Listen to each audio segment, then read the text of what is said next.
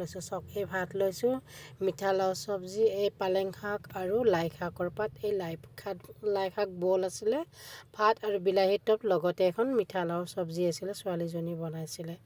আজি এইখিনিয়ে এনেকৈ খাই দেখাম বুলি ভাবিছোঁ আৰু আপোনালোকক। কিন্তু মই অলপ স্পীড কৰি দিলোঁ, কাৰণ ইমান সময় কাৰো নহয় চাই থাকিবৰ কাৰণে। এইটো লাই পাত বইলটো হয়, বইলটো খালোঁ।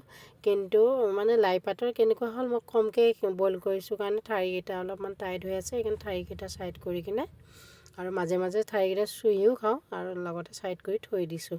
কিন্তু লাই পাতৰ পালেং শাকৰ পাতকেইটা গোটেইকেইটাই খাইছোঁ। চাওকচোন আজি ৰাক্ষসে খোৱা দিছোঁ নে।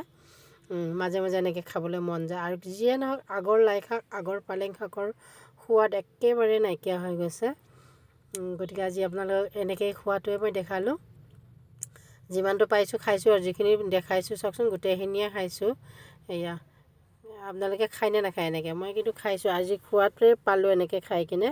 কাৰণ বইলটো খালোঁ, ভাবিছিলোঁ গাহৰিৰে খাম বুলি, কিন্তু গাহৰি শুই থাকোঁতে আনিবই নহ'ল। সেইটো কাৰণে গাহৰিৰ লগত নোহোৱা কাৰণে এনেকৈ খাই দিলোঁ। আজিলৈ আহিছোঁ দেই, এতিয়া বাই।